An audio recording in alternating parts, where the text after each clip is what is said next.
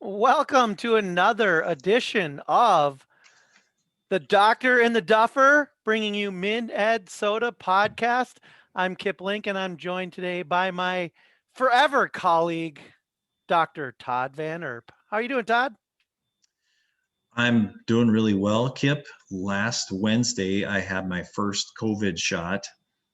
It was in the evening, 8 o'clock, and I got up. I went to bed that night, got up the next morning, rolled onto my shoulder. I'm like, oh, that's really sore. And thought, but I feel good. So I got out of bed and I did a couple of meetings. I was actually in a Bold Leadership Series event with you at 10 o'clock on Thursday morning, and I felt pretty good. By the time we got done at 11:30, I shut my computer down for the rest of the day because I did not feel good anymore. And I took a nap that afternoon, went to bed at 8 o'clock that night, slept until 8 the next morning. I didn't work at all on Friday because I was feeling rotten. So, And but after the weekend, I feel awesome. that's just your first shot. My first shot wasn't so bad. My second one, about 24 hours after I got the shot, it was like the chills set in, and I couldn't get warm, and I kind of just felt achy. And that probably lasted about 10 hours. And then as I went to bed that night, woke up in just like a dead sweat, just soaked.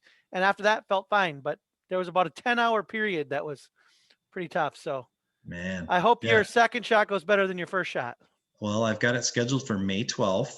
It's the middle of the afternoon. So my hope is that I make it through that second one all right. I already have myself out on May 13th and May 14th. So for those of you that are listening to the podcast and you want to get a hold of me on the 13th and the 14th, probably not going to be available on those 2 days. Oh, well, speaking of not being available, we missed last week with our podcast. We both kind of got a little bit busy, but our plan is Well, two drops this week. We'll get this one and hopefully one more in this week. So we'll be back and be averaging one episode a week. well, do we need full disclosure here, Kip? I mean, you were in Florida the previous week, and do you just want to tell the listeners that we couldn't record last week because you're still nursing a sunburn? That would not be true because I was very good with my sunscreen. And in fact, the last episode we recorded, I was sitting in our condo in Florida recording it. So I would say it's more about just our work schedule last week kind of got in the way. Yeah, it was super busy last week. So, Well, so we've got, what? So what do you know this week? let's get, well, we don't have a guest with us today, but there's some very interesting things going on out there. And I just want to throw a couple of scenarios out at you and just let you help process through because these are real situations that real principals are dealing with right now. Um, today we are recording and it is Monday at about 12:40, April 19th. The Derek Chauvin trial is wrapping up. The prosecution and the defense are doing their closing arguments today. Juries are going to start deliberations. We just had the killing of an unarmed black man, uh, Dante Wright, a week ago. Um, and so there's lots of unrest, a lot of unknowns, a lot of different opinions on how things are being handled. And so there's two scenarios that I want to run by you today and just get your thoughts on. Okay. So the first is I know a school leader that is working with her school community, and this school is um, actually just over 50% students of color, and they have some of their sports teams that have been using their First Amendment right to kneel during the Pledge of Allegiance, or excuse me, not during the Pledge of Allegiance, during the national anthem at their sporting events.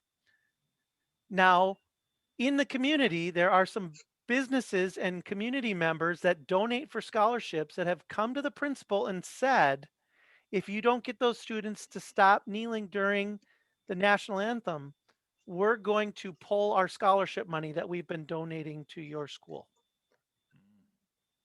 what do we do? I mean, that the money definitely benefits many, many kids in your school, including those that are kneeling. But at the same time, these students are using their First Amendment rights. Now, I'm not saying, hey, you have to agree with the students or you have to agree with the business manager. This is a big time dilemma for this school and these scholarships. Well, and for students, if you're a potential recipient and you believe in the protest of taking a knee during the national anthem, how does that affect the decisions that students make?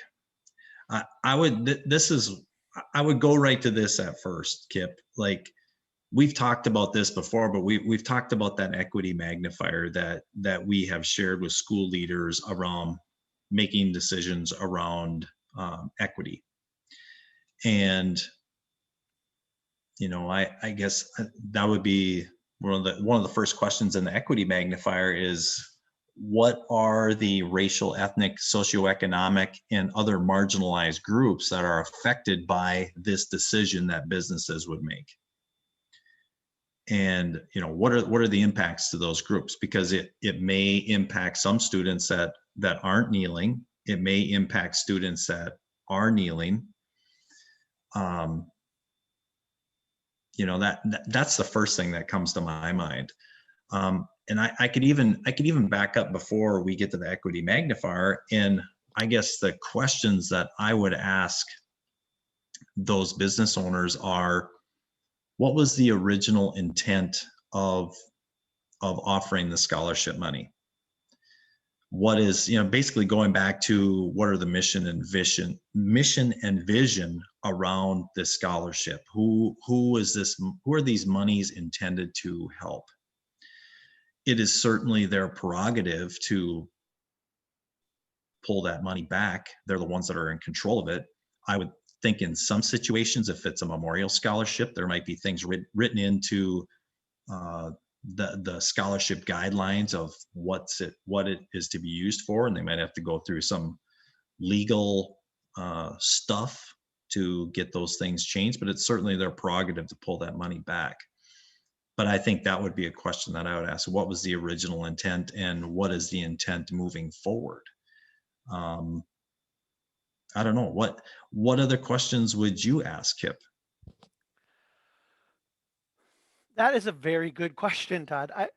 I mean, I'm stuck on this a little bit because, and I'm trying to separate myself from my own personal beliefs on, whether people should be kneeling or not kneeling during the national anthem, because it's not completely about that, right? Like, I mean, it is, but it is really about the students' First Amendment rights, and they have the right to do this, and they have the right to make that choice.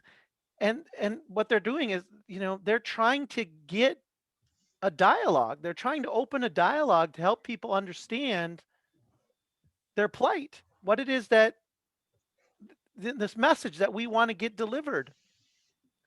And they're doing it in a way that it falls within their rights.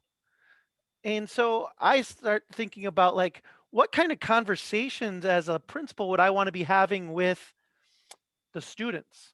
What kind of conversations would I want to be having with the businesses that are having this conversation? And, are there other businesses or donors that are all in and like, yes, let's support these students in their First Amendment rights and help them get their message out? And so trying to have that conversation. And I think there's a there's a conversation that could be had with the students of, like, I support you in your right to do this. But then also being able to have a conversation with them of an understanding of, here's some of the consequences that go with that. And I'm willing to accept those consequences to defend your rights. But I just want you to know that these are some of the consequences that are out there. Right. And so then also then coming back and having a conversation with the community leaders of, are you listening to our students?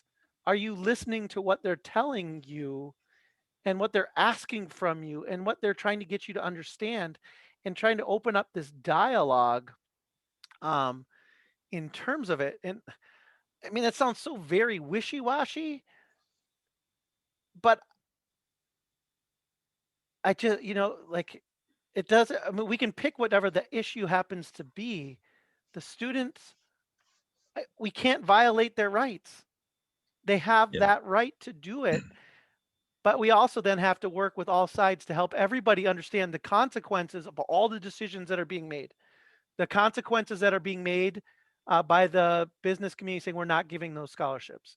The consequences uh, for the students in what their choices are leading to and what that potentially could mean. It's a huge, huge learning opportunity for both the students and the community members. Yeah.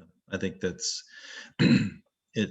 Actually, what you just described there, I'm looking at my equity magnifier, and that's actually question number 3. How have you intentionally involved stakeholders who are also members of the communities affected by this decision? And how have stakeholders and community members validated or invalidated your conclusions to the previous question? Yeah, boy, that's a hard one, Kip. um, I think you kind of got at the kind of the heart of what I'm thinking is this is it's a First Amendment right that students have to do this, and there's also there are consequences for all the decisions that we make in our lives, and the importance around having conversations with students and community members, I think, is would be key for that school leader moving forward. Yeah, and I mean, it's a tough spot, right? Because if and there are scenarios that we could layer in too, right? Like, is it a small community where these scholarships are such a huge deal? You know what I mean? Like, there's no other resource to make it up. Um, like Mhm. the level of opportunity being given to the students, that are being impacted by the withdrawal of the scholarship does the opportunity for those students disappear. They can't choose a post-secondary option without that scholarship. There's just so many layers. But you gotta, as a leader, you have to take a stand, right? One way or the other. And in this case, I just don't see how you violate the students' rights, irregardless of what your personal position is on it. How do Mhm. you violate the students' rights? I think here would be another interesting question, Kip. If you could have the school leader in their conversations with community members around think about put themselves into the shoes of a year old student. What were things that they believed in as an 18-year-old, and have those views changed or stayed the same over the course of their lifetime? And also ask the question around, if you would have known that whatever what could financially impact you, would you still would you still believe in what you believed in, or would have that caused you to change your mind? I think from a student perspective, if you know that you're getting scholarship money uh, from a business or an organization that doesn't support what you believe, would you still take that money? So you could look at it, from viewpoints of from a student and from an organization or a business that offers scholarship money. So, Man, that's a hot one, Kip. and it's very real and relevant, right? It's Yeah. going on right now. Now, here's another one, and it's going to follow up, and it has to do with students' rights again. Now, Mhm. a couple years ago, there was some planned walkouts by students. I think it was right after the Parkland shootings that there were some walkouts around gun violence and gun laws. Yep. Yep. And I think also in the St. Cloud area, there was some walkouts around some immigration reform items as well. Yep. Um, but those are all in the past. But today, there was some planned walkouts around uh, police reform. Um, and so, as a school leader, again, what are your policies and practices around, do we allow students to walk out for their planned protest? And what what do we say about that, or what do we do? And you know, we know in our schools, like if we go to a couple years ago when it was the gun rights and gun laws, right? We have plenty in our school populations that are all about the Second Amendment rights.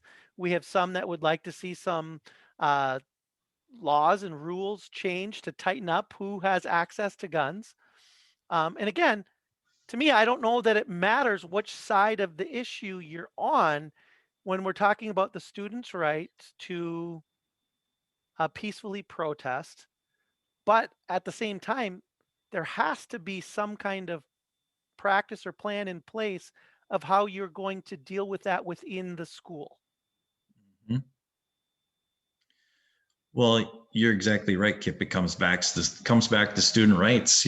Everyone has a First Amendment right to peaceful acts of political dissonance, if you want to call it that.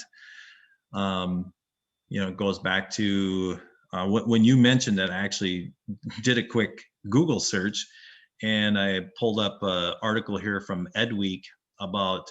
This goes back to 1943 in the Supreme Court's case of West Virginia State Board of Ed against Barnett, and it talks about the right to abstain from the Pledge of Allegiance.